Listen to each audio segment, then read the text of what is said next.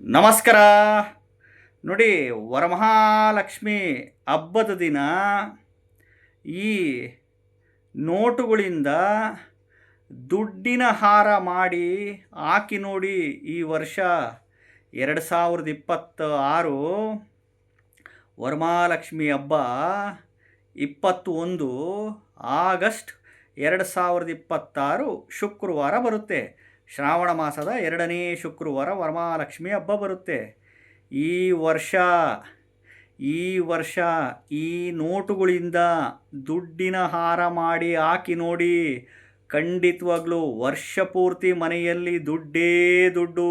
ಖಂಡಿತವಾಗ್ಲೂ ಇಷ್ಟು ವರ್ಷದಲ್ಲಿ ಇನ್ನು ಈ ವರ್ಷ ಭಾಳ ವಿಭಿನ್ನವಾಗಿ ಬಂದಿದೆ. ಈ ವರ್ಷ 21 ಆಗಸ್ಟ್ 2026 ಶುಕ್ರವಾರ ವರಮಹಾಲಕ್ಷ್ಮಿ ಹಬ್ಬ ಇದೆಯಲ್ಲ, ನೀವು ಕಳಸ ಇಟ್ಟು ಪೂಜೆ ಮಾಡ್ತೀರಾ.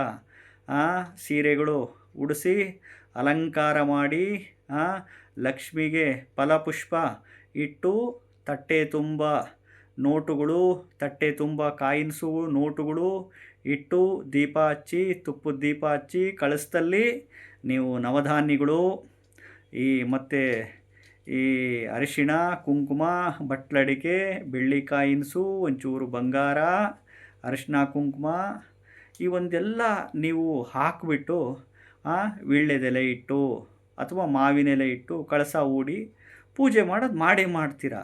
ಬಟ್ ವರಮಹಾಲಕ್ಷ್ಮಿ ಹಬ್ಬದ ದಿನ ವರಮಹಾಲಕ್ಷ್ಮಿ ಕೂರಿಸಿರ್ತೀರಲ್ಲ, ಈ ಬಾರಿ ಈ ನೋಟುಗಳಿಂದ ದುಡ್ಡಿನ ಹಾರ ಮಾಡಿ ವರಮಹಾಲಕ್ಷ್ಮಿಗೆ ಹಾಕಿ ನೋಡಿ. ಖಂಡಿತವಾಗ್ಲೂ ಮನೆಯಲ್ಲಿ ವರ್ಷ ಪೂರ್ತಿ ದುಡ್ಡೇ ದುಡ್ಡು ಕಣ್ರಿ.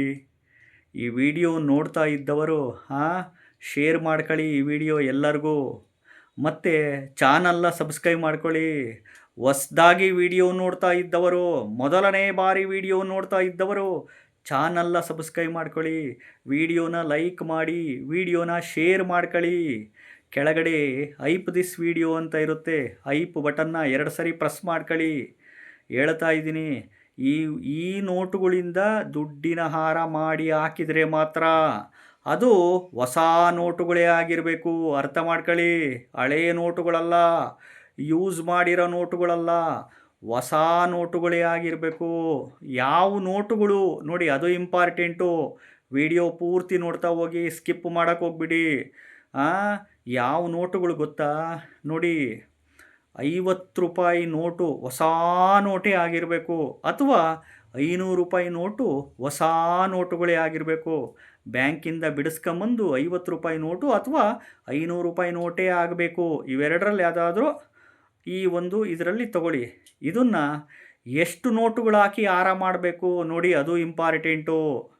50 ರೂಪಾಯಿ ನೋಟುಗಳಾದರೆ 6 ನೋಟ್ ತಗೊಬೇಕು, ಅಥವಾ 500 ರೂಪಾಯಿ ನೋಟುಗಳಾದರೆ 6 ನೋಟುಗಳು ತಗೊಬೇಕು.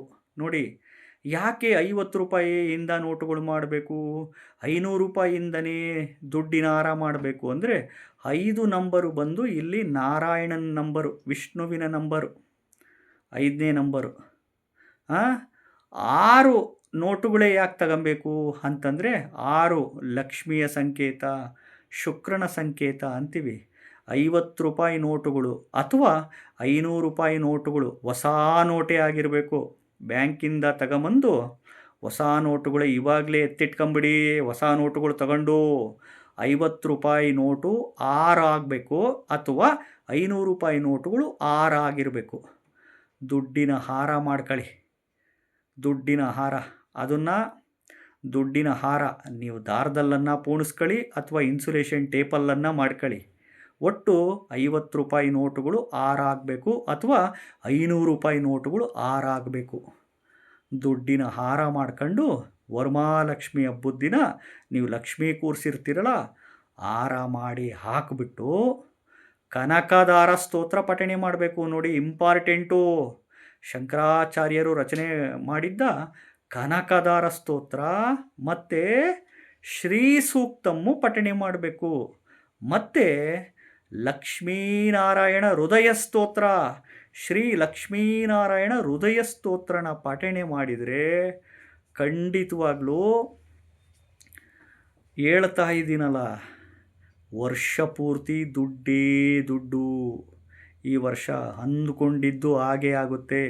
ಸೈಟ್ ತಗೊಬೇಕಾ, ಮನೆ ಕಟ್ಟಬೇಕಾ, ಅಪಾರ್ಟ್ಮೆಂಟ್ ತಗೊಬೇಕಾ, ಜಮೀನು ತಗೊಬೇಕಾ, ಬಂಗಾರಗಳು ಮಾಡಿಸ್ಕೊಬೇಕಾ, ಸಾಲುಗಳೆಲ್ಲ ತೀರಬೇಕಾ.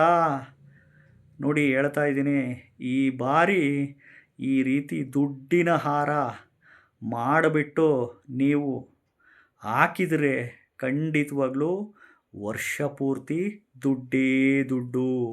ನಂಬಿದ್ರೆ ನಂಬಿ, ಬಿಟ್ಟರೆ ಬಿಡಿ. ಈ ವಿಡಿಯೋನ ಶೇರ್ ಮಾಡ್ಕೊಳ್ಳಿ, ಲೈಕ್ ಮಾಡ್ಕೊಳ್ಳಿ, ಹೈಪ್ ಬಟನ್ ಇರುತ್ತೆ ಪ್ರೆಸ್ ಮಾಡ್ಕೊಳ್ಳಿ, ಚಾನಲ್ನ ಸಬ್ಸ್ಕ್ರೈಬ್ ಮಾಡ್ಕೊಳ್ಳಿ, ಮರಿಬೇಡಿ. ಈ ವರ್ಷ ಸೀರೆ ಹಸಿರು ಕಲರು, ಗ್ರೀನ್ ಕಲರು, ಅದು ಬಿಟ್ಟರೆ ಗೋಲ್ಡನ್ ಕಲರು, ಅದು ಬಿಟ್ಟರೆ ಪಿಂಕ್ ಕಲರು, ಅದು ಬಿಟ್ಟರೆ ರೆಡ್ ಕಲರು ಸ್ಯಾರಿನ ಉಡಿಸಿ ಈ ಸ್ತೋತ್ರನ ಮಂತ್ರನ ಪಠಣೆ ಮಾಡಿ ಈ ನೋಟುಗಳಿಂದ ದುಡ್ಡಿನ ಹಾರ ಮಾಡಿ ಹಾಕಿ ವರ್ಷ ಪೂರ್ತಿ ದುಡ್ಡೇ ದುಡ್ಡು. ಖಂಡಿತವಾಗ್ಲೂ ಎಲ್ಲರಿಗೂ ಒಳ್ಳೆಯದಾಗಲಿ. ವರಮಹಾಲಕ್ಷ್ಮಿ ಆರೋಗ್ಯ ಐಶ್ವರ್ಯ ನಿಮಗೆ ಅಂದುಕೊಂಡಿದ್ದು ನೆರವೇರಲಿ. ನಮಸ್ಕಾರ.